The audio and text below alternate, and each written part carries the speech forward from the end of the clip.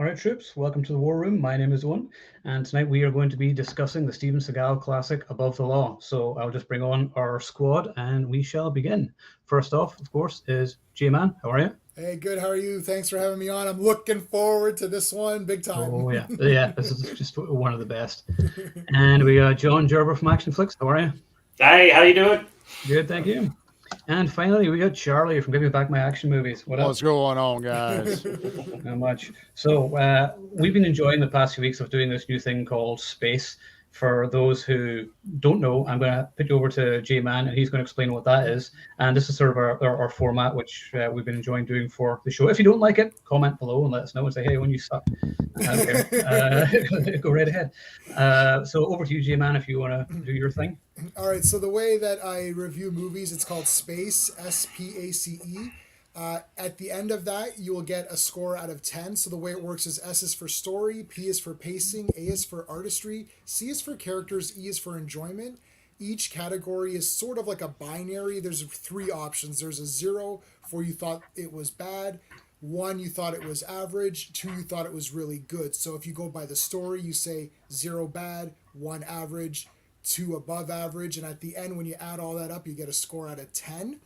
So most movies that are all average would get a 5 out of 10. A lot of the times people say a 5 out of a 10 is bad, but to me it is what it is. It means it's an average, it's a pass. The movie was okay, it's watchable.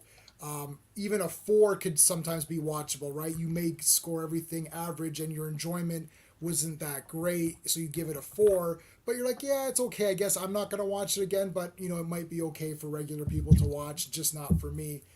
So most movies should score between a 4 and a 6, and that would be like your average score. So 6 out of 10 is not garbage. 6 out of 10 still means it's watchable, it's better, it's slightly better than average. So it's just a way for us to talk about each facet of a movie, because it's, if we just say, oh, I like this, it keeps it a little bit more organized, and then also you get to hear all of our scores, and then we can compare to each other what we gave it and kind of see where we're at, and it just sort of makes it a little bit more focused. So and we're going to change up the order a bit. So like I'll start with my story, and then maybe we'll go to John and Charlie and Owen, and then maybe for pacing we'll start with John, Charlie, Owen, me, you know what I mean? Like maybe we'll kind of do it like that. And I can kind of, I'm going to keep track of all of our scores on my patented boogie board here. So we'll see how it goes. Yeah? You just conduct us, J-Man. We'll follow your lead. Yeah, And Severio starts off with one of the best lines in the film. Severio. Man, the myth, the legend. So Jay, you want to start off with story, or do you want me to read out the story? And yeah, why don't you do that? Yeah. All right, let us begin. So, a martial arts expert and former CIA agent, Nico Toscani, Steven Seagal, is working as a Chicago cop when a relatively routine drug trafficking investigation leads to an international conspiracy. Soon, Nico and his partner Dolores Jackson, Pam Grier, are the targets of mysterious and powerful criminals, but he refuses to back down. As Nico gets deeper into the case, he must contend with an old adversary, corrupt CIA operative Kurt Zagon, Henry Silva. So, Jay, what do you think of the story? Okay, so again, story, we're giving it a 0, a 1, or a 2 out of a possible score of 2. So I'm giving this a 1.5 out of 2. I didn't give it the full 2, and I'm giving it more than 1 because, again, an action movie, as I always say, there's a promise. It's like, this is what, we're promised. We're promised good action. We're introduced to a new star. How well did they accomplish all that? I think they accomplished it very well. So I'm giving it a 1.5. The reason I'm giving it more than a 1, more than average, is that there's actually a lot of stuff going on in this movie. And I like the way that it's unfolding, where it's sort of like, this is like the life of this cop in a set amount of time. It's not so much like, okay, I've like Hard to Kill, for example, just as an example, he's injured, he comes out of the coma, now I got to go and set the wrong things right, and it's like, that's very simplistic. This actually is very complicated with a lot of little plot threads going on. And the reason I'm not giving it a 2 out of 2 is that there's maybe a little bit too many plot points going on. At some point I started to kind of lose track of where I was. and I thought, what's going on again? Like, how is this guy connected? But I did watch it twice this week, just to really kind of nail it down. And I'm pretty like, I know what's going on. Maybe just a little bit too much plot, but a hell of a lot more than I would have thought. Great introduction to Steven Seagal, who's new for us. Aikido, I think this is the first time we've seen it in film. I don't know for sure. I think it was, yeah. He sort of made it mainstream anyway, yeah. For sure. And literally the first 5 minutes is his story, which is actually great. You don't really see, like, there's baby pictures and stuff. And then it's like, I went to Japan and I saw this guy and he's got the hair and all that. And it's like, I went to Japan and learned Aikido, and he's showing his stuff at, like, at his dojo or whatever. So I really like that. And we'll get more into the characters and pacing afterwards. But yeah, just for this overall story, I really like this a lot. I think it was really good. I was close to giving it a 2, but just a couple of things where I'm like, this is a bit weird, or they could have maybe just removed this plot point. Like, it's like he goes to rescue his sister, or I don't know what she is. It's like the niece. Yeah. And it's like, exactly what I was thinking. Yeah. It's like, what is the point of that? Yeah. I mean, I understand the point, because that's where he gets the tip off. So, like, it's like, I understand the plotting, but it could have just been, we got a tip off or whatever. You know what I mean? Just to eliminate an extra thing. But there's a cool fight sequence, so you don't want to eliminate that. So it is. I'm sticking with 1.5. So above average, not full 2, but that's really good for what you would consider a Steven Seagal generic action movie. So. Yeah. Agreed. Do you want to go, John? Yeah. All right. So again, like, this is 1988, and of course I saw it opening weekend, like I saw a lot of these movies. The problem is I can't remember how I was watching it the first time, because I've seen it so many times since then. Now, J-Man, I agree with you. Like, there's a lot of stuff going on, and sometimes you say you get lost and stuff like that. I think I've seen it so many times that I kind of know exactly what's going on, because I've seen it, and I'm gonna give it a 2 for the story, and here's why. So basically, I think this is one of the most original. I mean, it's a cop thriller. Obviously, we've seen 1,000 of those before in the past, but I liked how he came out of nowhere. And Charlie and I were actually talking about this the other night a little bit when we were just bullshitting.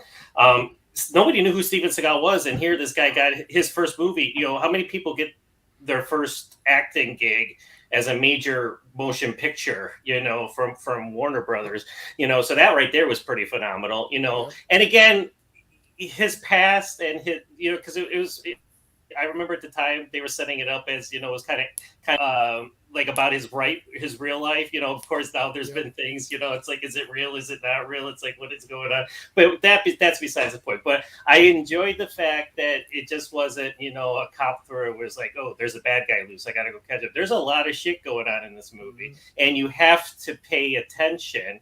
You got the corrupt CIA, everybody's corrupt except for his small circle of cops that he has around him, and of course the captains and everything. But it's like, I enjoyed the fact that it wasn't just your standard, hey, because if you think about it, like Lethal Weapon, I think that was a standard plot. It's a classic, but at the same time, it was pretty straightforward. They team up, and then it was the drugs going back to Vietnam and everything. But there was a lot more going on in this movie, and like Steven Seagal just crushed it. I mean, even if whatever's fake, whatever's real in his real life, I don't care. And to see. Again, I don't want to get it.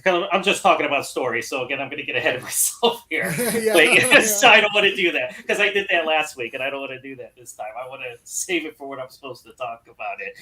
But I enjoyed, like, again, I might be repeating myself, but I enjoyed how there was all these plot threads, and I liked how the scene in the bar, like, you'll never be the man. You'll never be. That guy was annoying as shit. But, I like how and then he throws him over the bar. He's like, don't do me ugly. And I love that scene. I love when he says that. But that scene right there, it was just to introduce another form of this guy, Nicola Toscani. He's a bad guy. Nico. We had a Nico last week. But he was the villain. Nico was the villain. Two Nikos. And Owen nailed it too, where it does lead up into the bigger picture. So him rescuing his niece and beating the piss out of everybody. And I love the fact that Michael Rooker was in that scene. Yeah. I was like, oh my God, it's Michael Rooker, you know, and he just has this little bit part, you know, but then again, everybody's got to get their start somewhere. But yeah, as in terms of a cop movie, there was a lot of moving parts and I loved it. And like I said, I've seen it so many times that I'm like, even with my disorder, I still know what's going on in this movie. Now, when I watched it the first time, my mind would have been like, huh? But, you know, it's been so long that, yeah, I'm giving it a 2. All right. Awesome. Okay, Charlie.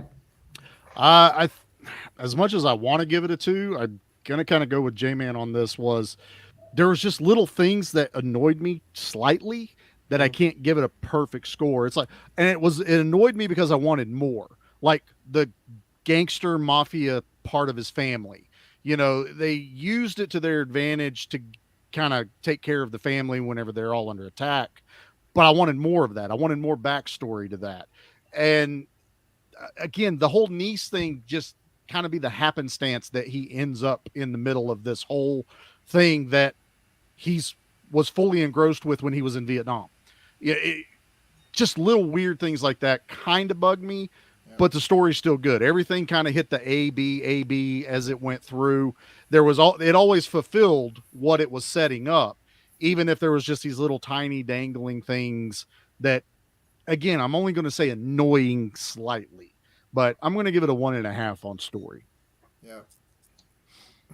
Okay. All right. So me, I actually will also go for 1.5 for all the points you said. The niece scene, it was kind of pointless, and then there's just sort of the odd. Oh no, well we'll go to pacing next, but that was sort of my thing is that yeah, the story is kind of a bit convoluted, and you're sort of like, okay, what's going on here and whatever else, and yeah, I've got to want to talk about the pacing, so I'll just say 1.5, and I agree with all of your points there. I thought it was a great introduction to Steven Seagal, who was sort of unlike anybody we'd seen before in terms of an action star. I loved his swagger, just the way he just walks in and just isn't scared of anybody. And I was just like, oh, who's this guy? This guy's awesome. So yeah, if he could have just ran correctly is all. Yeah. Quit flailing your arms like this. I was watching a video on something. There's a video where the guy's explaining why he's running that way. It helps in the flow of the body or something to keep your arms in a more loose, as opposed to having it rigid. Right. I don't know. It's a thing. I think it's. I believe you. I'm not saying you're lying. I'm just saying it looked kind of goofy. That's all there is to it. It looks goofy, but then I don't know. Like I kind of like it. I don't know why. Because I feel like it's like this feels like I need to go out. I've been under the weather recently, so the next time I go out, I'm gonna try running like that and see if it helps me go faster. So Owen, you gave it a 1.5, right? Yeah, 1.5 for me. Yeah. Okay. So maybe we'll start with John, then Charlie, then Owen, then me, and then we'll go No, we can do it that way. Does that sound good? J-Man sways us so much, you know. Sometimes it's like, I like what J-Man had to say, and I'm going to change my number. I wanted to love it. I'm like the odd man out because I gave it a 2. I'm like, damn. I'm like, uh-oh. No, don't. It's half a point, man. You're fine. I bet you we're all going to be, just like last time, we were all within like 1 point, right? Because of this way we do it, it seems, it's pretty fair. Like, that's why I developed this thing. It's very fair for movies, because action movies won't get fair shots on regular rating scales. People just, like, people are going to watch Above the Law and think this sucks. I watch, like, the reviews were like, yeah, it's okay. I don't know, it's okay. It's like, yeah, but what are you looking for in this movie, right? Yeah. This is an introduction of a new person, a new style of martial arts that we haven't seen before. You know, what do you think? And it's like, I think it's pretty spectacular. But anyways, okay. So John, do you want to go with pacing? What do you want to give it for pacing? Okay, so pacing is where I kind of had. Okay, now don't get me wrong. There's a lot of action in the movie. And pacing, I'm gonna subtract, and I'm gonna go 1.5 for pacing, just because there's a lot of stop go. I felt anyways in the movie, and to tell you the truth, I was a little disappointed in the finale. just because, like, I mean, there's the big shootout in the car garage, which was pretty cool and everything. But then, like, I was like, at the end, when they have him tied up and everything, and he gets a chance to do some more damage. I guess I'm being selfish when I say I wanted more of that at the end. I don't know, but it's like that's just me talking. But I don't know if any of you guys agree, and that's fine. But like watching it, and again, I just watched it again a couple days ago. I always felt that, like, there's a lot of talking going on here and there, and it's just like, and then, which I guess kind of accentuates the action too. So, but I'm going 1.5 just because I thought that there was a lot of stop go with it. Yeah. Fair. All right. So then I guess it'll be Charlie, then Owen, then me, right? Yeah. Okay. We can do that. I like what kind of John's saying, because I would call it more like this movie has a lot of ebb and flow. It ramps up quite a bit, then it brings you down a little bit. What I was noticing in this movie, and I guess it works with pacing, was this isn't your typical action movie either. When you're watching this, there is a story, there is a plot driven story going. I know it sucks to say, oh, an action movie doesn't have a plot. This one, but I got a lot of, like, now movies that we watch, like The Departed and things like that, where there's a lot of story driven stuff, then they throw action in the middle of it. I feel like this is kind of like trying to be more crime drama than action movie. And that hurts the pacing if I'm watching an action movie. If you say I got a Steven Seagal movie and I'm not watching this on release day, and I don't know who Steven Seagal is, but I'm watching it after I've already watched 5 other Steven Seagal movies, I'm going to be like, this one, where's the action? Oh, there's some action. Then it slows down. Then it picks back up. So I'm going to go 1 on pacing on this one. And I 100% agree with you, John. The end kind of lets me down on this.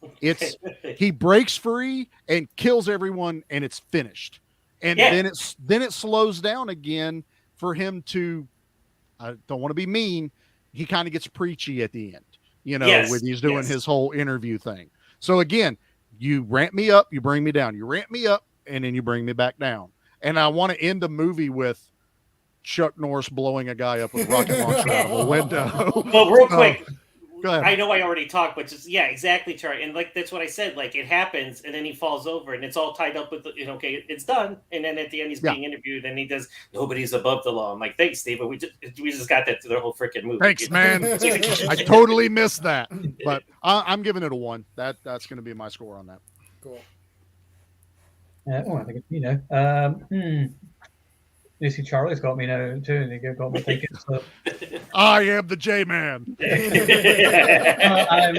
I'm going to go with 1.5 because I'm never bored watching it. I find the story interesting, and it sort of gets me interested. And it doesn't go too long before there are fight scenes, or a few action scenes and chases and things. So it does have funny moments that you're like, stop the fucking car. I love. And there's moments like that, and there are some nice character moments, and we also actually get to see Steven Seagal act in this movie. Like, he laughs, You're not wrong. He bleeds towards the end. Like, we never see him bleed. He's got a personality. Yeah, and he feels like a real person rather than sort of caricature, which he would eventually become. Sorry, Steven, don't kill me. But and then there's some scenes like the immigrant scenes in the basement or whatever. You're sort of like, you're really just introduced Father Tomasino and things like that, so he can be briefly tortured. And you're sort of like, I don't know. I don't really know what the point was really in bringing that into it. I thought that could have been done a bit better, but like I said, I wasn't bored. I still enjoyed it. I thought the performances were good as well. So pacing, I'll give 1.5. Okay. Okay, so for me now, when I first saw this movie, first time I ever saw it, I would have given it like 0.5 for pacing because I was like, nothing's happening. Yep. However, a lot has changed since I had first seen this movie. My second viewing was this week, and my third viewing was this week in preparation for this. I have it on DVD, of course, because I just thought, like, that's the boring Seagal movie. I usually go with Marked for Death, Out for Justice, Under Siege 1 and 2. That's like my 4, right? Hard to kill for me. I love Hard to Kill. Yeah, so and I rewatched Hard to Kill this week as well because I was like, okay, I'm gonna do the whole. We Steven should do that. Seagal We should do Hard to Kill soon. thing. We could do it. I already did my space on it. But We'll do that next week then. That's cheating, J-Man. Come on. Yeah. Because my wife's like, wait, did you see this movie already? I'm like, no, this is Hard to Kill. She's like, no, but is it? I was like, don't. They're all the There's same, no don't extra worry. credit. There's no extra credit. Ah, So, but now a lot has changed since then. Because I've now seen so many blaxploitation movies, and I've seen a lot of gritty crime 70s thrillers. This is what this is in the 80s. I'm giving it a 1.5. I didn't give it a 2, but I'm close to giving it a 2. And the reason is that I came to the realization about partway through my second viewing when I'm like, oh my God, Pam Grier's in this. Mhm. There's all these character actors who have these quirky little parts. I thought, holy shit, this is a modernized version of like kind of a blaxploitation 70s Shaft or Cleopatra Jones or or Three the Hard Way. These kind of movies. I thought, oh my God, and it's a new guy still, Seagal, who we don't know, and he's surrounded by all these cool character actors. I'm like, this is the pacing, and it's literally a slice of their lives. And a lot of those movies don't have exciting endings. They just kind of shoot the person and it's over or whatever. And you're like, oh, okay.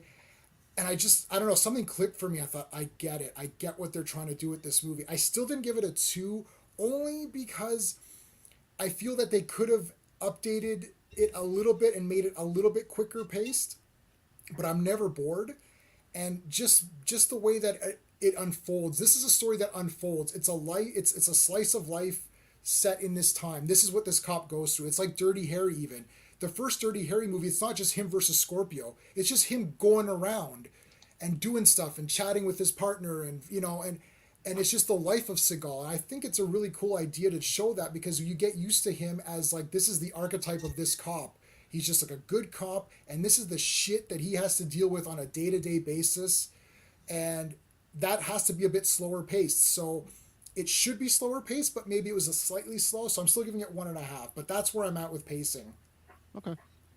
Okay, interesting. fair. Cool. Okay, so So do you want to do Charlie and then Owen and then me and then John? Like kind of like, sure. yeah. You're the conductor. You tell us what highs You and lows. just bark to hit, orders man. that. We're good. Okay, You so, now tell me your number. Come on. So what do we're on Artistry. So Charlie, you'll be first on Artistry. So Artistry. So remind me a little bit on when we do Artistry music, is the music, the look of it, the shots, the mood, the execution, the look of the martial arts, because that's what they're showcasing as well. How the action looks. right. You can talk about costumes and hairstyles and background music and score and all that. Gotcha. Yeah. So we definitely know we're in Chicago. We definitely know we're in the 80s, thereabouts. Setting wise, love it. Know exactly what I'm getting. The cops look like the type of cops I expect in these kind of movies. The costuming, yeah, I mean, it's pretty basic, but I mean, even when they're the meat packers undercover, it's kind of funny to see all these meat packers with earpieces hanging out of their ears as they're running around. And also, like, is no one going, is everybody on shift today? Like, there's a lot of meat packers running around. Right. Exactly. That's a nice fish. It's just stuff like that. But, I love getting into like the feds that are running stuff. You know who the feds are, and the bad guys have a presence to them. I mean, I love Zagon. I mean, that guy just looks like a villain as soon as you see him, and it works for me. Wolf, I love how Wolf looks in this, but I'm going to give it a 2. I think as far as Artistry, I think it's a 2. I'm pretty sure it's Wolf, wasn't it? That his buddy's name? His buddy from the CIA. Yeah. Yeah, it was Wolf, wasn't it? Yeah. I'm making sure I'm not. Fox. I think it was Fox. Fox. Oh, Fox. You're right. Yeah, All right. It was only a because I just four-legged watched animal. it. I had it right here on my phone. That's like I have IMDb pulled up, but he's not on the main page. I got to go first. But Fox, yeah, you're right. Because, he wanted to make sure we got the Christmas card. That's right. Fox, is he the guy with the gray hair? Yeah, his buddy from the CIA. Yeah, the guy who's in The Dark Knight and hasn't aged since then. He's like exactly the Chelsea same. Ross. Yeah, he's a corrupt cop in The Dark Knight, and I was like, that guy looks exactly the same. The guy's a vampire. That's that Benjamin Button thing, but it's reversed. They It's just reversed. always stay looking like that. So, I think it's So it's you then. myself.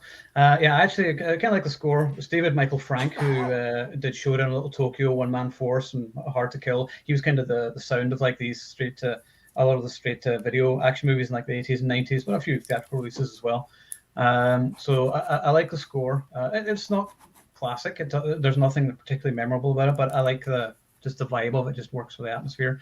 I said I like seeing the city of Chicago and everything, and the costumes all look real. And what I like generally is that there isn't anything that's particularly unrealistic about the film. Like there's nothing in it where you're like, oh, that would never happen, or anything else. Seagal done his own stunts. That's him riding that car, which is awesome. So that's really impressive. So yeah, that's all really well done. The action's well done. So I'm going to go with the 2 as well. Actually, yeah. Yeah, no. Okay, so I'm going 1.5, but I'm close to 2 after hearing you guys talk a bit. But I like the look of it, where this looks like real places where real people are going about their business. It never feels like this is a movie set or something. That's one of the styles of these gritty crime thrillers, these like 70s kind of crime thrillers. I like the use of the archival footage just in the beginning too, and just his introduction, how that was all put together. Yeah. I like the music, how it kind of goes between like sort of like an Asian-y kind of theme, but also then kind of goes back to some more like contemporary action-y kind of themes. I like that a lot. I just I like that everyone feels like they're real. And that's important because I never think, like sometimes you're watching movies, especially now with maybe the overuse of sets and CGI, where like, I can't remember, I was watching the making of Spider-Man, which I really liked, No Way Home, but literally every shot is a green, like the background is never there. Like, like they're sitting in the cafe, like there's a shot where they're sitting in the cafe and there's no background. It's green. I'm like, that was CGI, like really? I like that this is like kind of like we're shooting a real movie. He fights people in different locations, and it's not just like the shootout at the warehouse. You know what I mean? Like they try to aim a little higher, but I'm not quite there for like 2. Like it's almost like the music has to be super memorable. Like the locations have to be super memorable. So I'm not there yet. It's definitely way above the average, but I'm gonna stick with 1.5. But I still really like the artistry, and I think they did a really good job on everything that they tried to do. I guess so. John, you were finishing off with you on this. Before you see you later, Severio. We'll see you next time. Enjoy the film. All right, cool, man. Thanks for see you later. Yeah. Continue. So now, refresh my memory. Does this include like the martial arts? Like sure, for sure. Yeah. Okay. So, because I when you were all talking, I was thinking, because I was actually gonna go for a 1 at first. So I was gonna be the black sheep of the family, because I was like, and here's why. Okay, here's why I was gonna go with a 1, because this movie came out in '88. Andrew Davis directed it, and he did Code of Silence with Chuck Norris. This movie, in tone and how it looks, is exactly similar to Code of Silence. It's like foster child, because it's that close to the film. And Code of Silence is one of my favorite movies. So I was actually going to go with 1, and even the music is. I mean, I think there's different composers, but the music sounds the same, and and it's also in Chicago, and you even got the same characters, like Andrew Davis uses it for the cops and everything. It's like the same characters. Henry Silva, which is a great villain, don't get me wrong, he's the villain in this one, like he is in Code of Silence. So it's kind of like the sequel, although Chuck Norris wasn't available, so they threw in Steven Seagal to give him his movie. But then I'm going to bump it up to a 0.5, because when you're talking about the martial arts, so I'm going 1.5 because it's phenomenal. And like the first time I saw it, I'll never forget it. This guy was throwing guys around like rag dolls, and like he was hitting them too, and and I just love, I kind of, when I shared Owen's post for this thing tonight. I was like, we're all gonna get A for efforts because I love that fucking scene. Like, where he's like, I don't think you could take us all badass, and he just point blank shoots him, and like he's like, maybe not, but I'll get an A for effort, you know. And they're all just like, I love that scene. And then I love when they go and he takes them all into the store, and you got the Arab guy. He's like, no, please, not in my store. And then he starts wrecking the shit out. And the guy just they go back to the Arab guy. And he's just like this. He's like. It's like that happens every other Tuesday. Yeah. That's the look he gives you. Like, really?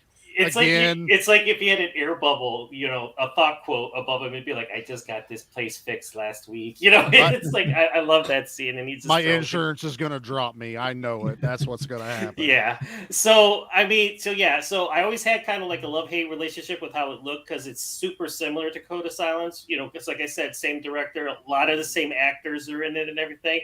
But when you talk about the martial arts, and this goes back to watching The Perfect Weapon for the first time. I remember when I went in to see that movie, and I was like, "Holy shit!" And I always loved martial arts, but Perfect Weapon was the movie that kicked my ass and got me into the dojo and to start off my career in the martial arts. You never saw anything like this before. You saw guys kicking and you saw guys punching. You saw Bruce Lee, but you never saw this guy who totally manhandled people, you know, the way he did, and it was exceptional. And he just, even like running aside, you know, with his hands, and Seagal had the charisma. I mean, like Owen was saying, he walks into a room and you're just like, you know, and plus I love, he didn't have the Schwarzenegger or Dolph Lundgren physique. He's a normal physique, you know. I mean, he was super skinny in this. It's tall and thin, then. Yeah. Yes. He looks like a teenager. He really does. Like he grew into his body way too fast, and that's why he doesn't really know how to move sometimes. He had a growth spurt way too fast. That's what it was. But anyway, like when he wears his tank top, I'm like, you got to wear a shirt, Steven. You don't have the muscles for it. I mean, you could beat the shit out of me, no questions asked, but you need to put another shirt on. But like watching him do the Aikido, and I knew about Aikido, but I never saw it in the movies like that. And like the breaking and the, you know, and just how he made people look so stupid. I loved it. So I'm bumping it up to a 0.5 because when you're talking about the martial arts altogether, I can't give it just a 1 because it's too phenomenal for the hand-to-hand fight season. Fair. Awesome. Okay. So then we'll start with Charlie. We'll start with you for the characters. We'll start with Owen. Right? I did Artistry. Sorry. So we got to start with Owen. Sorry. Okay. So let's start again. Okay. Well, Nico is was our introduction to Steven Seagal, and you know he's kind of the same as every other Steven Seagal character that we would come to know. But back then we didn't, know of him, so I was always sort of interested watching it. I was like, wait, is this sort of autobiographical? Did he do that? Whatever, and we're still asking ourselves that today. It's like, how much of it is actually based on fact or whatever else. So that just makes the character of Nico sort of more interesting. I also love Henry Silva as Zagon. First of all, and anybody feel free to comment below if your name is Zagon. I have never in my life met anybody called Zagon. So all the Zagons, comment below. Was that just like Madonna? Like he didn't have a first name or last name. It was just Zagon. No, he had a name. Did he have a name? Kurt Zagon, I think it was, or something. Kurt? Like that. Okay. So I totally. He's just known as Zagon, though. I mean, you barely even hear his name, but. Like Henry Silva, I could never believe as a good guy because like the guy just looks evil. I mean, I always thought he should have played Skeletor in a live-action He-Man film. He would have been amazing, wouldn't he? Yes. So I loved him as a villain. I thought it took a while for him to come back in after the opening scene. He wasn't in it quite enough, but I still, hated him, and his comeuppance was very satisfying at the end. I also really liked Pam Grier as Jax because it's Pam Grier. I mean, you can't go wrong there. But it is a little funny whenever you watch it and she's like, "Oh, I've only got a week left" or whatever, and you're just like, "Oh, she's dead," but she doesn't actually die, which is a nice little twist because you're expecting it's the 2 days from retirement kind of thing. Yeah. And then she actually is okay, which I like because it would have upset me if they killed her off. But I liked her. And those were the main characters, and then of course you got Sharon Stone as Nico's wife, and she doesn't have a big part, but it's sort of one of her early roles, and she still had the screen presence then. So character, so I'm going to go 1.5, I think. Okay, I'm also going to go 1.5. Pretty much the same reasons. Pam Grier is awesome to me, so just having her in it automatically, like if it was just her, like her and Seagal just driving around talking, I'm like, this is so cool right now. This is what you get when you have like a lot of cool characters that actually you care about while you're watching the movie. You can see them just talking to each other. It's look, I'm not going to say it's, you know, better than Pulp Fiction, let's say, but you know what I mean? Like Pulp Fiction, just the two of them, Vega and Thingy, just driving around. You're like, this is so cool. And just them like talking, and they go to the rest they're on to watch that guy. The reason I'm not going to the full two is I feel that the villain, like Henry Silva is awesome, but the villain presence, like he is amazing. He's not in it enough as a constant threat. It's like he's there in the beginning, and then I'm like, okay, and then you forget about him. I think that was maybe the point, for you to forget about that whole thing. You're like, oh yeah, shit, where's Henry Silva in this movie? The other guys that they offered up as sort of the sidekick villains were not interesting enough. Can you even tell you any of their names? Salvano. Salvano is like the other main villain. Right. Yeah. And I don't find like those characters particularly that interesting. And then there's the FBI guy who's, you know, like everybody is okay, but I still elevate it beyond one because Pam Grier and Seagal together are so good. And also Henry Silva is very threatening when he's there.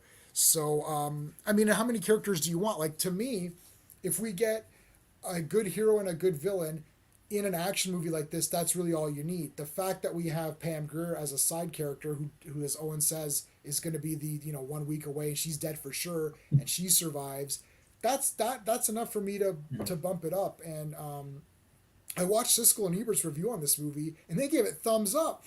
They're like, we like this. It's like, we like this Seagal guy. He's very calm. They're like saying he's very calm, and they like that he's very confident in what he's doing. Like he shows up, it's like, yeah, have you seen this girl? It's like, okay, you haven't? Oh, okay, yeah, okay. What about you? And it's like, listen, I can destroy you people. So you're gonna help me or not, right? Like, and I like that confidence, and we're used to it now because it's Seagal. But you have to put your mindset in. You've never seen anything. Yep. This is the first time we've seen this person, right? And it's pretty damn cool. So yeah, I'm giving it 1.5. Okay, so then I guess we go to John, right? And then okay.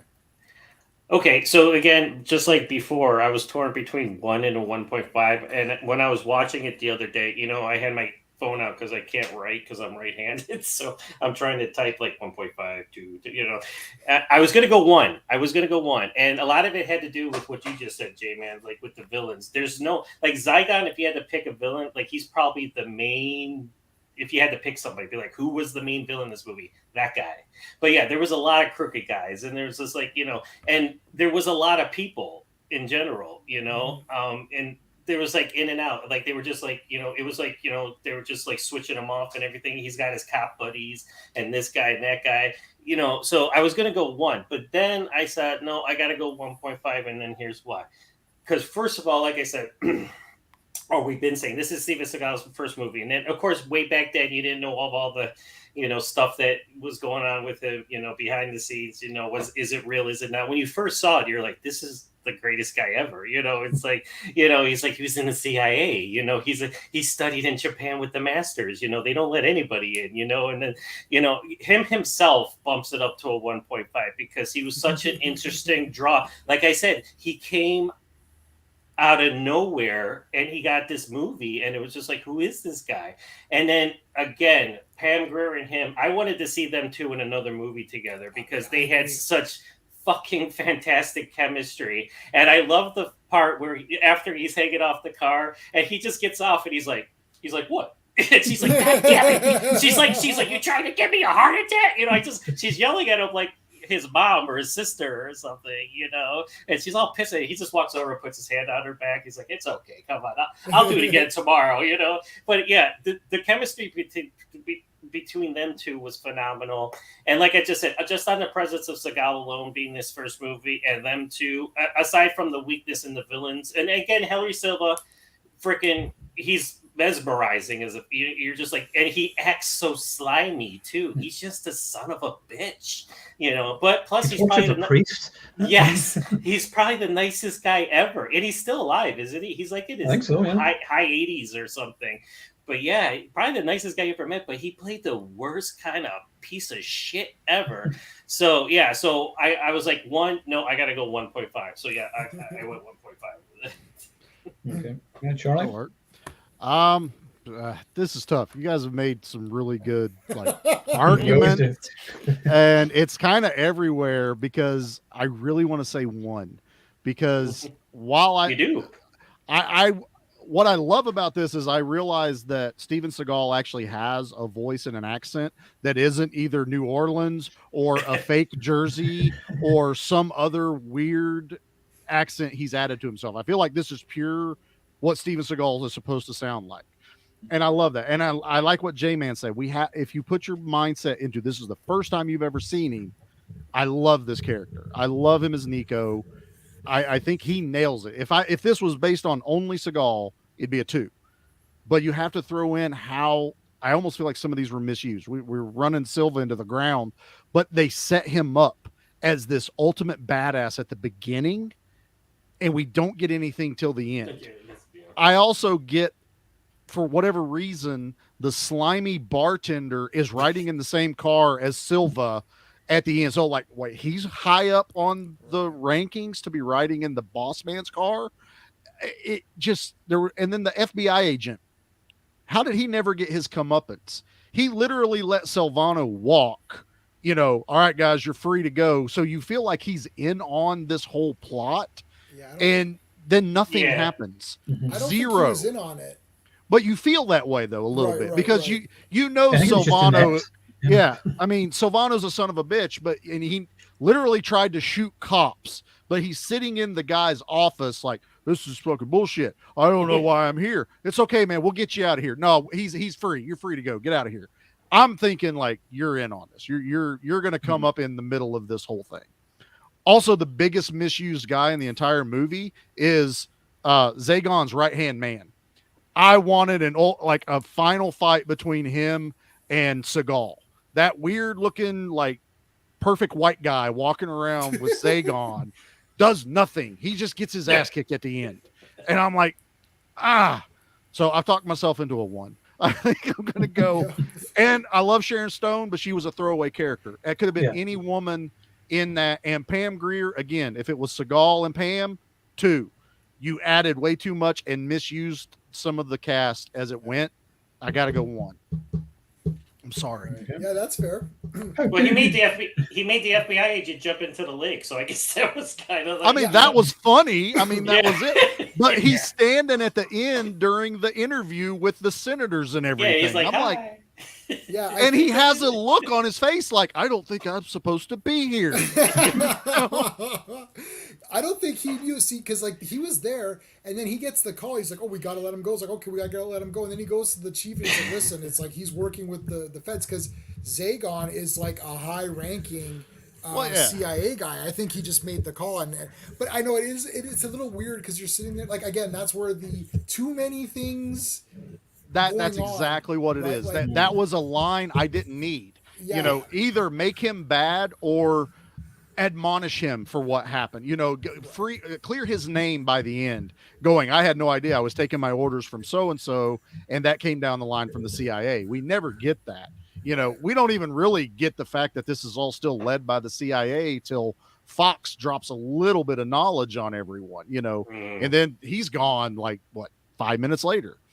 Yeah, they could have eliminated that entire plot. That FBI agent didn't even need to be in the movie. No, he didn't. No. They literally could have been like, I captured Silvano, and then cut. Next scene, Seagal walks in. What the fuck? You let him go? What happened? It's like, sorry, Silvano. Oh, sorry, Nico. But we got the call from head office. We got to let him go. It's like, what?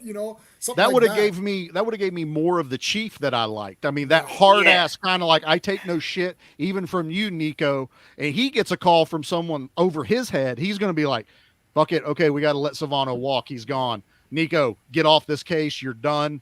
Go do whatever. Keep Jackson safe for the rest of the time till she's retired. and been fine with that. The FBI guy did not need to be in there at all. Yeah, so just real quick, it was like the filmmakers were trying to fuck with the audience. They were just like, the FBI guy, is he? No, what? Okay, I felt that way. I mean, I really did. It's and Charlie, a red herring almost, just kind of like maybe he's a bad guy, maybe he's not, but we never got that answer. Yeah, and then when he, at the end when he beats up everybody, he's half dead because he did get drugged and everything. He falls over. Neely's there, and he's like, it's okay. I'm like, what's he doing there? I'm like, did he jump in a lake? It's like, so, yeah. Yeah. So I don't know. Okay. There you go. All right. So how do you want to do? Do you want me to just start with because this one doesn't really matter. We're just saying what we thought, if we liked it or not. Yeah. Okay, you start, Jay. Yeah. Yeah. So this is for enjoyment. I'm giving it a 2, man. Like, look, the reason I'm giving this a 2, I'm gonna be the highest. I'm gonna be the guy who gives the highest score, I think. The reason I'm giving this a 2 is that something happened to me this week after I watched that Jesse Enkamp video talking to Seagal. They spent the day with Seagal or whatever, and I'm like, I'm like, okay, this is good. And then we were doing this Above the Law, and I thought Above the Law was trash, and I'm like, this movie sucks. I only have it because it came in the pack with Under Siege and like, whatever else, right? And I thought, okay, let's watch Above the Law. And I was like, holy shit, this is awesome. What the hell? And then I'm like, this is so good. And then I rewatched it. I'm like, wow, this is like really good. And then something happened. I'm like, wow, this is so good. And then I started to think like, oh, it reminds me of these old action movies. And I was like, oh, it's like Seagal's just walking around with Pam Grier. This is so cool. And in my memory, I thought Pam Grier did die. So I was like, oh, and then as I was watching, I'm like, oh, I remember she dies in this, and that pissed me off. And then I'm like, oh, wait, she doesn't die. And I thought, wow, it's like the Mandela effect. Mandela effect, yeah. And I'm like, I could have sworn she died because, then I start to think, why didn't I like this movie? And I think it was just because, again, I'm watching Marked for Death, Out for Justice, the 2 Under Siege movies. Like, these are like super high. And Under Siege is directed by this same guy, right? Yep. So these are like the high level Seagals, right? Yeah. But I mean, if you look at the firsts of everybody, that would be an interesting versus the first Seagal, the first Van Damme, the first Chuck Norris, right? Like this has to be the best of the first movies. I would have to kind of like literally think this through and look at all the firsts. But like, yeah, it almost had to be like first mainstream because there's some guys have that. Like still doing porno or something. Yeah, right. Like I mean, would you count No Retreat, No Surrender? Schwarzenegger in The Villain, stuff like that. I don't know if I'd put that up against this. Right. So I mean, well, Schwarzenegger, if you count his first as Conan, that's my favorite. Conan the Barbarian, and which we know which one that's my favorite movie of all time, not just action. Yeah. But yeah. I loved Above the Law. I thought it was really cool. I liked just the edginess of it, and the violence was good. There's some good fights. The gore is good. Like there's some good shots. Like things, the impact feels real. It doesn't feel staged. And Seagal, man, like that Aikido stuff, he really weaponized it because that's not really an aggressive martial art, but he weaponized that. Like you're just like boom, and he never sped up the footage. Yeah, this I only learned from the Scott Atkins interview I watched on his channel, where they never did the 22 frames or whatever. Like I know that they would speed up like the old Hong Kong movies. They would speed it up a bit, right? So they never sped this up. Like that Seagal really beating the crap out of people in that fast speed. So I don't know. I really thought it was a cool movie. So I'm giving it a 2 out of 2, man. This is just whatever you think. Like you don't have to justify it. If you think it's 2 out of 2 because Seagal has cool hair, that's good enough, right? There you go. Yeah, I'll go next then. I would actually give it a 2 as well because like the late 80s or 90s Seagal is Seagal at his best, and these are the films which I watched the most. All of like his early films, this is the one I actually don't watch as often. It's Marked for Death, Out for Justice. I actually have a secret shame thing. I love Under Siege too, and I actually prefer it to the first Under Siege. I watch it more. Me too. It's got Patrick O'Patrick in it. It's just a comedy for me. It's hilarious, and that's just why I enjoy it. But yeah, this movie, I really enjoy Henry Silva as a villain, even though there's all the flaws and everything else. I just love him anytime he's on screen because I just think he's terrifying. I like the fact that it introduces us to Seagal I think it's probably one of his best characters, Nico, because he feels real. He doesn't feel like a total invincible cartoon, which you would become. He bleeds, he laughs, cries, whatever. Yeah. He's actually like a human being. So, yeah, I'm going to go with 2. I'm going to go with 2. So, John. Okay, so I actually thought I was harder on this movie than it was going to be at first, but I kind of let it off, a little bit too at the same time. But when you're talking enjoyment factor, you got to give it a 2 because there's no reason why you shouldn't enjoy this movie if you're an action movie fan. I mean, like I said, this is pure hard R-rated 80s action movie, blood. It's unapologetic. There's a lot of slimy, sleazy characters. There's a lot of slimy, sleazy things going on. And you just have to give it a 2 just for Steven Seagal himself. And we're talking about like a lot of action stars' first movies, not a lot of them had leading roles in like the first thing you saw them in.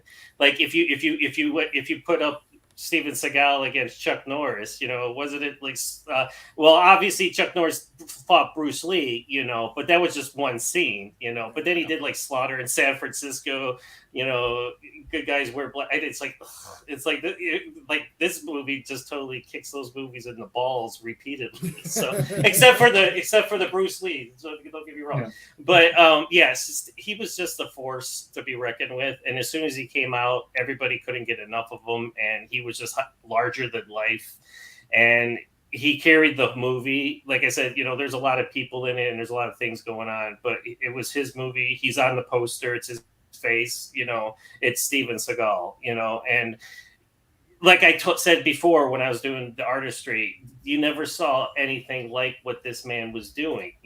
When martial arts movies were being made up to that point, it was a lot of kicking and punching, and and to see him, because Aikido is using your opponent's, mass and strength against them. You're taking what they're giving you and you're making them look like a stupid idiot, but you're doing it in such an awesome way that nobody had seen this before.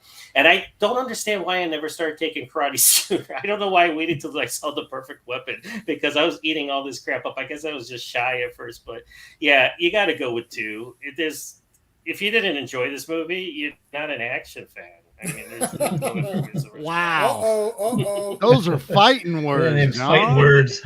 Wow. But if you disagree, I totally respect you. Oh, there we go. Over to you, Charlie. Are you an action fan or not? Yeah, are you an action fan? It's okay, Charlie. I had a number wrote down, John. Did I sway your? It's okay, Charlie. I didn't. It's all right. So, but what I'm hearing a lot from you guys is you can look at this 2 different ways. Look at it as you've never experienced Steven Seagal before, and obviously this man is blowing things up. He has a presence, like you said. He has a fight style we're not used to, and if you take all of the action elements in this movie, they're all fantastic, every bit of it. The thing I'm going to ding it on is they still didn't quite give me what I want now that I know what Steven Seagal can be capable of. Like you said, the better movies, Marked for Death, probably one of my favorite Steven Seagal movies. I put that above Under Siege because Under Siege has the benefit of so many other characters in the movie that just elevate him even higher. So I feel like that's more of an entourage movie when it comes to Steven Seagal. I'm with you guys. I love Under Siege 2 as well. That's a dirty little secret we can keep on the live stream now on YouTube. Yeah. Nobody but the internet needs no one that watches this video. The main things I ding this on is it still irritates me on how fast the final fight is. It's nothing. He is drugged. He is beat the shit out of. He is bleeding. He kills everyone in 15 seconds, 20 seconds tops, because he has that slight little bit of resistance from Silva, and that's really the only person that fights him back. And I love all the other stuff. I mean, we've all skipped over the sword fight basically we get with the machete, and he chops a dude's hand off. Yes. I love that. You give me all of this, and then at the end it's like, and he wins. Everybody happy now? And now we're going to preach at you. Yeah, we ran out of budget. Yeah. That's, and when a movie does that though. And the other thing that's always been weird to me, and we've talked about it here, was this is his first movie. He leads his first movie. He also helped write this movie. He Yeah. helped structure this movie because this was basically Code of Silence. They had asked Chuck Norris to do this movie. Yeah, Cannon okay, said, yep. no, you can't have him. So they got Chuck Norris or Steven Seagal, basically from a guy who said, I can make anyone an action star. And he basically did. It came true with Seagal. But if I got to be super critical and know what I'm going to like later, it's a 1.5, which I still think's really high, guys. For sure. I don't know. If it's not a 2, screw you. Thanks, John. You're still an action fan, Charlie. Okay, I well, can say that. I didn't want to give my badge up. I just got it. Owen signed the back of it. That's You can maybe. Do you want to hear the totals? Yeah, go ahead. I was almost going to change mine to 1.5, but no, I'll keep it. Look. This is not the Ten Commandments. I haven't chiseled these into. We can change. We can. You might 1.5. Charlie swayed me. Damn you, Charlie. I am the J-Man tonight. You want to go to 1.5 on enjoyment? Yeah, there we go. Yeah, go to 1.5. Yep. Okay, so Owen, you and I are both at 8 out of 10. Perfect. Yeah. John, you're 8.5 out of 10, and Charlie, you're 7 out of 10. Do those ratings sound okay to you in your mind? Like if someone's like, "Hey, Owen, what would you give Above the Law?" I'd give it an 8. Does that sound so? 4 out of 5? That works for me. It was basically like four stars, basically. Yeah, that's what that would be. I agree. Mine's kind of high because like I said, I tossed and turned about some things, but then I bumped it up because of the reasons I gave it. But yeah, I'll go 8.5 out of that because I love the movie. I mean, I've seen it 1,000 times. Probably not 1,000, but I've seen it so many times. And just so everybody's listening, I love Under Siege 2 more than the first one. Also. Okay, that's all of us then. We're all out now. Crazy. We've all been outed. Okay, so and then so Charlie, you're at a 7. Does that sound fair? 3.5 out of 5. I think I would probably be that 7.5, which is about 3/4 of the way. It's still enjoyable. It means I bought it on Blu-ray. Yeah. It was $10, and I'm like, yeah, I'll buy it, and I'll throw it in there. But I just know that I'm going to throw other ones in there before I work my way back down to Above the Law. Now, I'm not saying I'm going to put some of his later, ones where he fights vampires and shit like that, above this one. But his core 3-sentence movies that we all know and love, this one's probably hovering towards the lower end of the bracket. So, yeah, 7. I'll stick with it. Owen, next week we should do one of his more recent pictures and do the space system on it and see what happens. Oh my god, yeah. Is it possible to do lower than 0? Yeah, right. Can I just go? I don't want us give a score. Yeah. I'd be like, do I give 0? I mean, I've given 0 to stuff. Like if I think the story sucks, I think the thing is that everything is binary. You're either in the end of the day, you like the movie or you don't. And 7 out of 10 is not like, again, if 5 out of 10 means everything was average. So this movie is above an average action movie that's introducing a new action star. That's Absolutely what we're rating. Yeah. So like I said, there's like 2 ways to do this. We either do it where we're not being swayed by his future work. I think the score is going to be higher. If now that I have seen his future work and not holding the more recent stuff against him, it knocks this one down on my, level, as far as enjoyment and stuff. And that's what I'm saying, Charlie. Like if this was 1988 and we were doing, obviously there wasn't any internet then, but like say there was, and you might have given it a higher score. I probably would have. You probably be like, this was the greatest thing ever. He's knocking people over. He's chopping hands off, But then you saw more. Yeah. So yeah, you're swayed by future projects, and that's fine. That's absolutely and that's what happens that as we do this now, as Owen writes reviews for the website, you write reviews, I do a review on a podcast, J-Man does his reviews of everything other than even movies and comics. We're swayed by what we've grown up with and what we've experienced, and we know what we like. You can like a movie back then and then watch it now and go, oh, that was piling dog shit right there. Why did I like that movie? Yeah, and that's just, it's all subjective. It really is. And these are talking points. I created this as talking points for myself when I was doing reviews, because I would find myself babbling on, and I'm like, I need to get this in a cohesive manner to myself so I can understand what I'm talking about to people. End of the day, none of this means anything. Owen has said this several times. Charlie, you've said it. John, I think you've agreed. We don't like assigning a numerical value to an artwork, right? Films are art. So how do you assign a numerical value? The only reason I use this is just to gather my thoughts together. End of the It's a day, gauge. It's a gauge. Yeah. Yeah. End of the day, it's like, look, man, this is awesome. Like, I gave the Batman 5 out of 10, but I bought all the toys, the soundtrack, the art book. Like, I don't like Batman Forever. I think it's a garbage movie. I've watched it 14 times. I just watched it last weekend, and I hate the movie. I'm like, I keep watching. I'm going to watch it again. I'm going to watch it again. You know, the society has now decided, though, that things need to be rated. That's just what's been happened. So by giving it a number, we can now express our enjoyment or dislike of a movie easier for people to consume. That's all it is.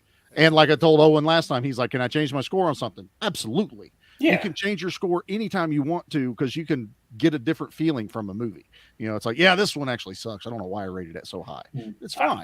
I might message J-Man tomorrow, be like, can I give it an 8? No, I'm not recording these. It's on the internet, so you can just go back to this video, go to the comments, and say I've changed my yeah. There you go. That's what we'll do.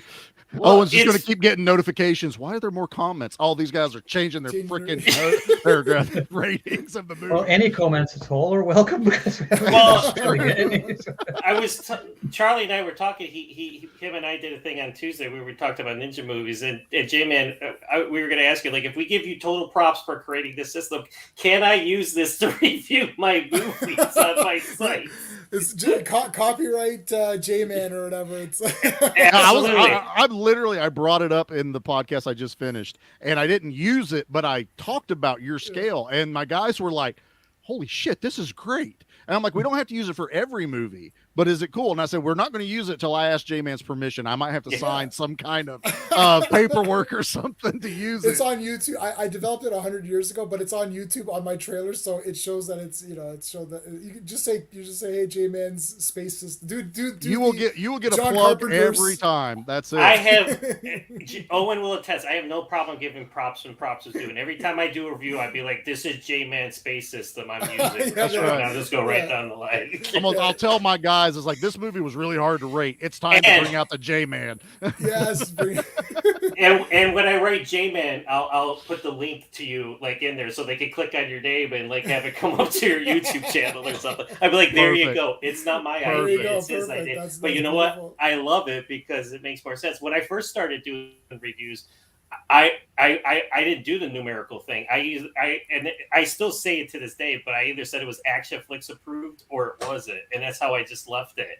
So like if you go, a lot of my reviews were ditched when I went over to my new site, but that's all I did. I was like Action Flix approved or no, and that's all I did. But then they're like, you got to rate it. I'm like, huh?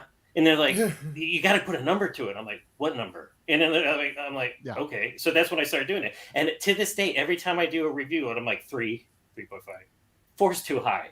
Like, oh shit, and I'm just there. And it just drives me crazy anymore, and so, yeah. Well, we bumped up to 10 because everyone kept trying to go, can I go like 4 3/4? Can I do 4.75? And I'm like, no. Fuck it. We're going 10, guys. Now you have half increments, and that's it. We're done. We're not going any higher. No quarters, nothing.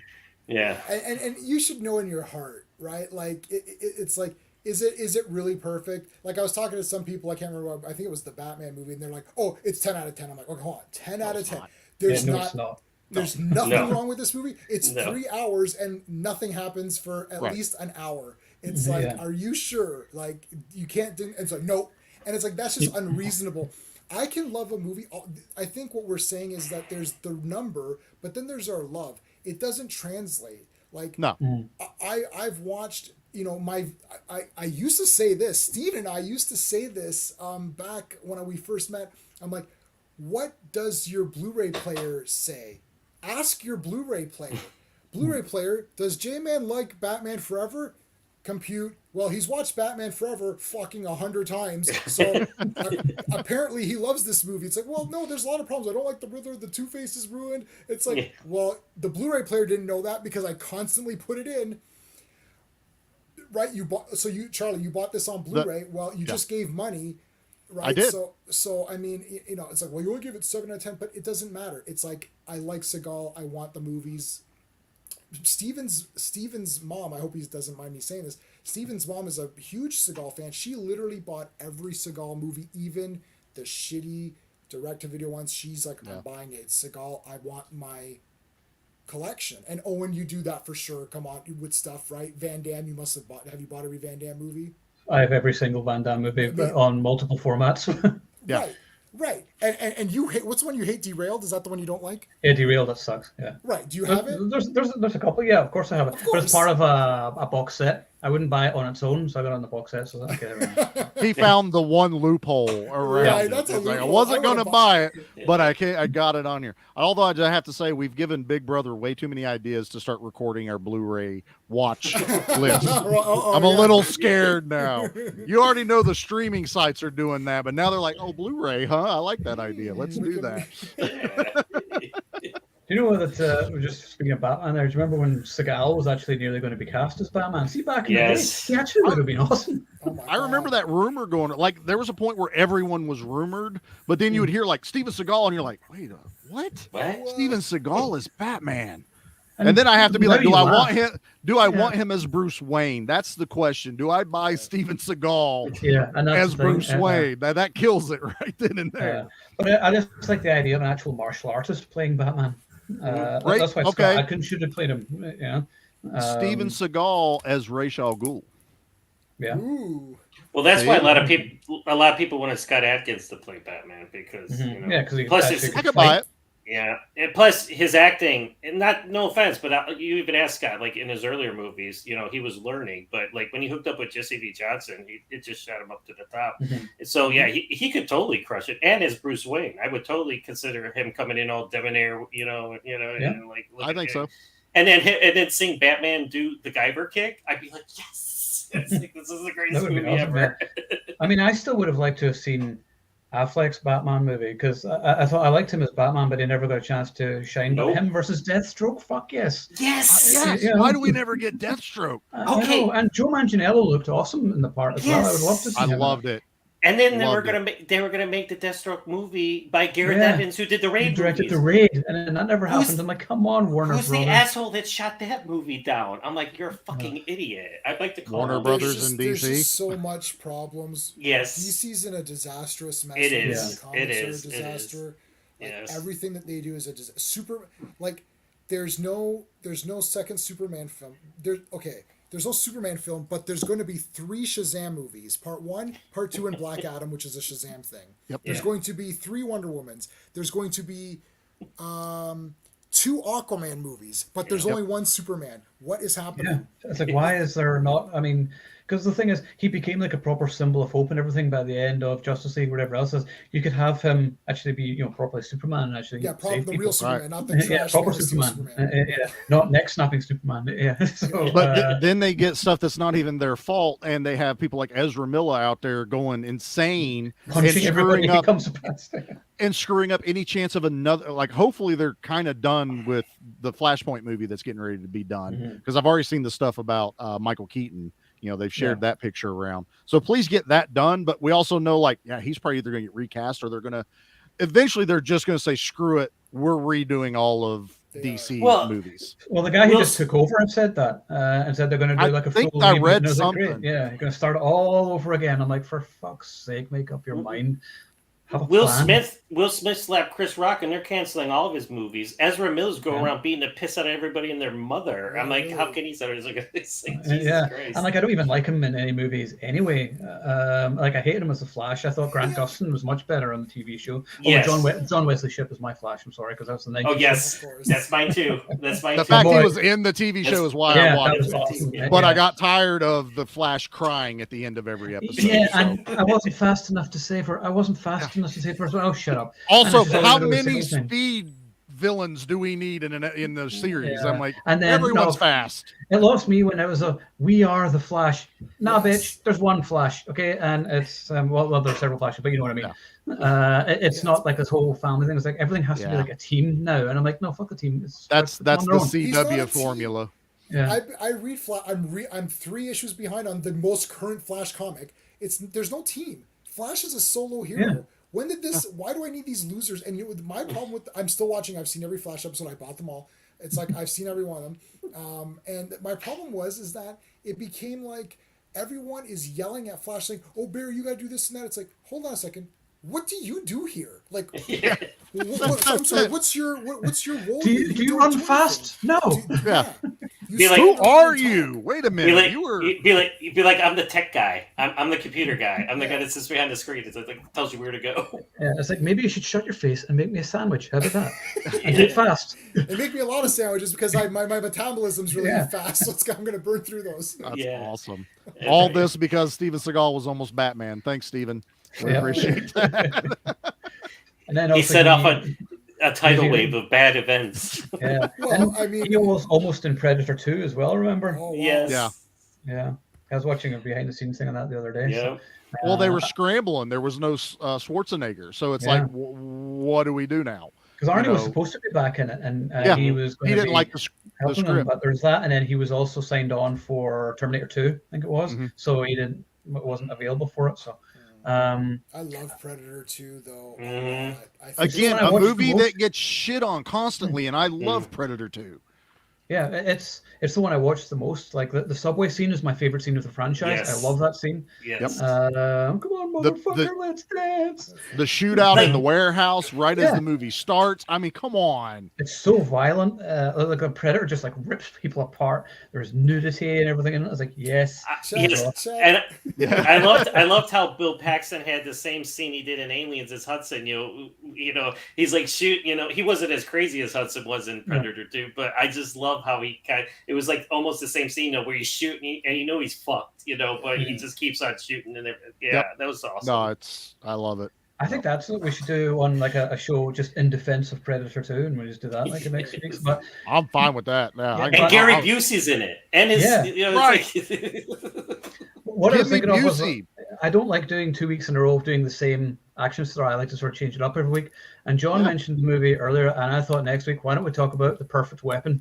I haven't watched that for a while. I haven't watched that. That's my jam. Oh my 25 years. Yeah.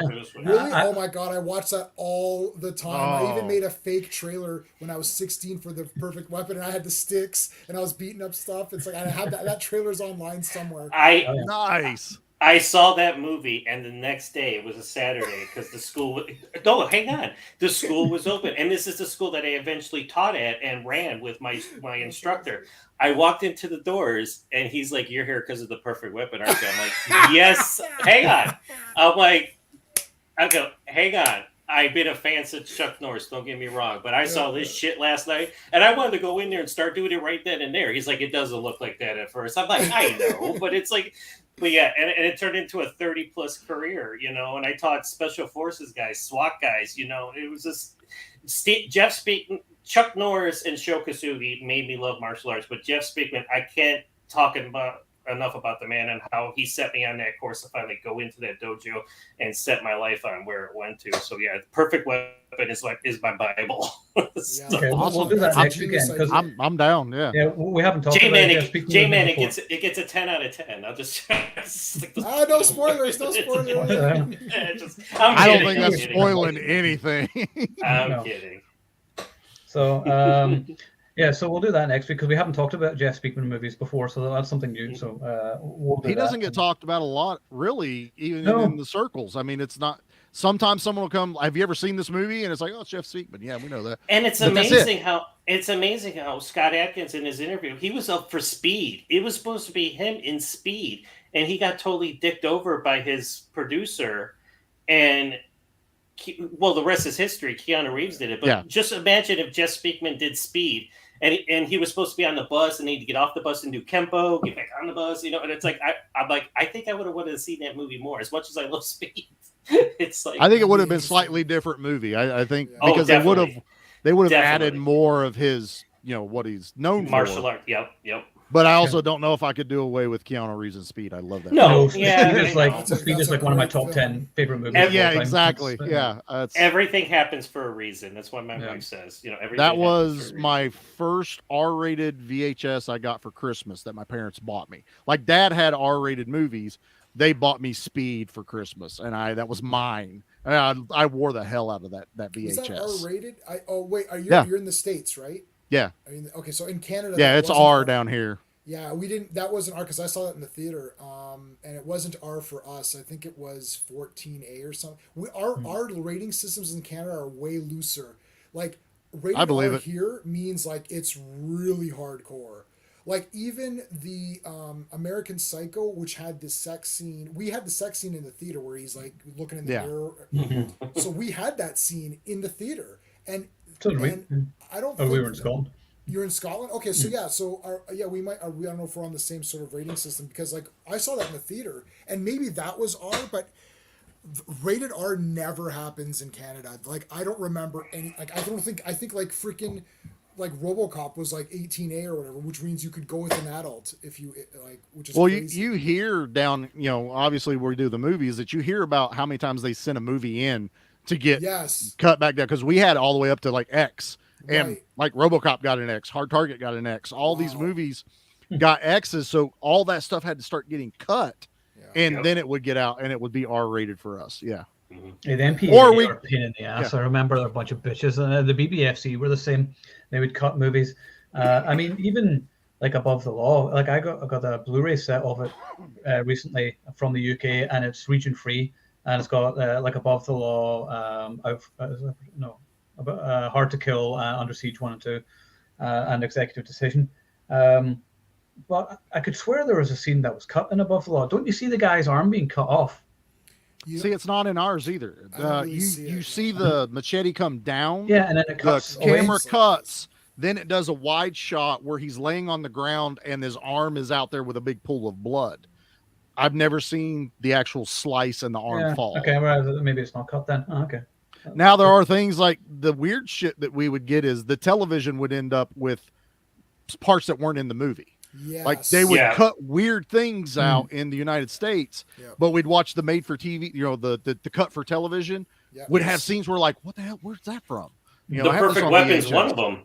I saw The Perfect Weapon on TV for the first time. I'm like, when did this happen? And then Mariska Hargitay from SVU, she actually talked in the movie. I'm like, she never spoke a word when I saw this movie, or when I got it on VHS. But here, there was like so many scenes added into it. And I was just like, I had to record it. I'm like, I need this copy, because there's more to it. Like, I don't even know why we have a rating system anymore because everyone wants the director's cuts now of every movie that comes out. It's like, okay, Expendables is coming out, but in like a year, you'll get the ultimate Expendables uncut directors. Give me that. I will go and see it. I don't care what the rating is. Just give it to me. It's all about the money. It's all about the money. Yeah, I mean, that's the thing. Whether you like it or not, that's one thing the Snyder Cut did was it showed that studios stopped fucking with the director's visions and let them release it. There's like I still want the John Woo cut of Hard Target with all the stuff that was cut.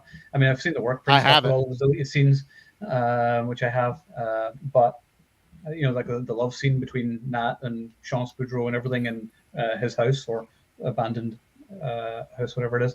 Yeah. So it's just all moments like that. I'm kind of glad they did cut out the love scene in Hard Target though, because I felt it doesn't need to be there. No.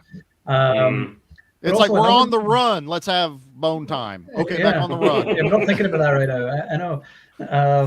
I remember I've said this before multiple occasions. I don't know to you guys though, but like Kickboxer is different here. Your version of Kickboxer here is so much shorter. Like in the UK, I grew up with a version. I was on VHS, and there's like a couple of extra lines of dialogue, and then the scene which is cut with him in the hospital where he's like, "You fuck him up, Kurt. You fuck him up bad." And his brother's saying to him and everything. That's in the movie, but yeah, it's cut here. So that whole entire scene is like gone. And then the pedicab scene when he's like, "You have to go in pedicab," and then he's sort of drunk and he goes pedicab like that. But that's cut here as well. So yeah, see, they cut weird shit for all the different places. Yeah. Makes no sense. Yeah, that is weird. And well, with Halloween too, where they the TV version the violence, that's the thing with TV. They remove the violent parts and add in because they need the ad space, so they need to make it a certain length of time. They did it with Maniac Cop as well. They show it on TV. You had to fit that 2-hour window, even if the movie wasn't 2 hours. You got to fit that 2-hour window with ads. And JC Halloween, that's a short movie. So they needed to, and they removed stuff. So they had to fill in a lot more crap. But actually, I don't like that TV cut. And I don't like the cut where they put it all together in one, where they added the TV version plus the violence, because I don't want the Michael Myers character to be examined. I want it to be he goes off as a child. Or his middle name is Audrey. And then comes back. And then comes back. I don't like exploring his mind. That's why I despise the Rob Zombie first remake. You know, that's why he becomes the killer, is because his name is Audrey and he has a girl's name. That's what it is. Checks out. I believe it. I believe Give it. him a girl's name to toughen him up. Yeah, it's like Bill's character. But there's only one TV version of a movie I even like to watch anymore, and that's Die Hard, because I laugh my ass off at they don't cut out when he says fuck. They come up with weird ways for him to say fuck. Mr. Falcon. Mr. Falcon. I adore watching it on I have a television. T-shirt that says "Yippee-ki-yay, Mr. Falcon" on it. It was the first time I watched it. Dad was like, "It's coming on like ABC or something down here," and he's like, "You're gonna watch Die Hard," and I'm like, "Okay, cool." And he's laughing at stuff, and I'm going, "What? What's funny?" And I watch it finally uncut, and I'm like, "Oh, I get it. They changed fuck everywhere in the movie. They just didn't cut it out. They just said, put something over it." Yeah, fudge. And a guy that doesn't sound like Bruce Willis whatsoever. Yippee-ki-yay, Mr. Falcon. Mr. Falcon. Remember in Big Lebowski where he says, "This is what happens when you fuck a stranger in the ass," Yeah. and they change it to "when you find a stranger in the Alps." In the Alps? Yeah, and you're like, what? That doesn't no mean sense. anything at all. I mean, that's Catchphrase. That's like a different movie. Scarface is literally a different film. Yeah. That's not even the same film. Like No. that's just like they need to do an assistant director for the credit for the guy who changed it. It's like I don't know if I've told you guys this. I think I told John, but I had grown up watching Beastmaster, where everyone's well aware it was a PG movie that should have been R. Yeah. I had only ever watched it on television until January when we covered it. So I watched it for the first time uncut going, where the hell are all these boobs from? Yeah. What is going on? This is Like- awesome. This is the greatest. Why did 12-year-old me not know about this? Someone has something to answer to. Why am I still wearing pants? Exactly. But I'm like, I've spent my entire up till I was 42 not knowing all this other stuff was in the movie Oh my Yo. till now. I met Don Coscarelli. He was awesome. I just interviewed Joshua Milrad, he played Tall. He was the kid okay. in the movie. Oh, fantastic stuff that he That's would tell you. awesome. His funniest thing was, he goes, "I'll tell you something I won't tell a whole lot of people. I didn't want to wear the costume and I almost quit the movie." He goes, "Because they want me to wear this, I'm not doing it." And Mark Singer and John Amos had to come in and go, "We're wearing this. Right. which You'll is be like fine." nothing. Yeah. So they convinced him to do the movie and he continued on with it. But I was like, that's fantastic to hear. Mhm. Well, and Adrian Barbeau was nude in Swamp Thing, but that was cut out. Mhm. And that they released a DVD of it, and my buddy bought it all, and they recalled it, and I had ordered it, and I didn't get mine. They recalled it. And my friend got his, so I burned his copy. So I had, I was like, no, I'm like, no. And the Blu-ray doesn't have it. I don't think the Blu-ray has Oh, it. I'm sure whoever the lawyer for Adrian Barbeau was ready. Like, we better make sure that doesn't have such and such scene in it. Yeah. So they probably panicked immediately. You're not making a lot on the Swamp Thing movie. Let's be fair. Yeah, It's All right. Well, let's wrap it up there. And well, so, Steven Seagal to Swamp Thing. That's how this works tonight. Yeah, but if we don't go off on random Hey. tangents, it's not a live stream. So yeah, We didn't talk about the Muppets today, so that's a win right there. That's Sean definitely a wasn't plus. on that one. Yeah. He said he apologized to me after. He's like, "I'm sorry." I'm like, "Sean, it's No, fine."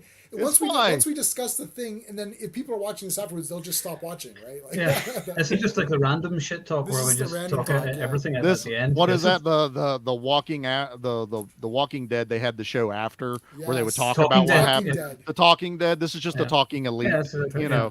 the talking shit. Yeah. Talking All right. shit. Well, remember to subscribe to everybody, to J-Man's channel and John Action Flicks and Charlie on Give Me Back My Action Movies and Give Me Back My Horror Movies.